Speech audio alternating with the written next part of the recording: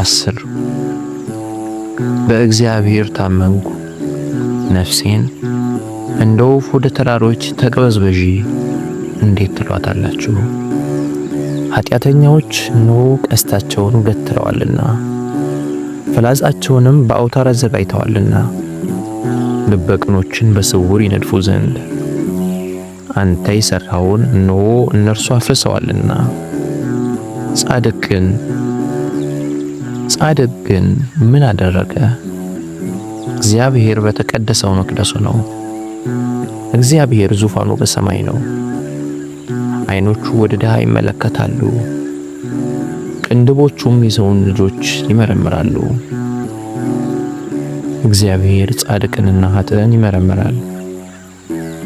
አመፃን የወደዳት ግን ነፍሱን ጠልቷል። ወጥመድ በኃጥአን ላይ ያዘንባል። እሳትና ዲን አውሎ ነፋስም የጽዋቸው ዕድል ፈንታ ነው።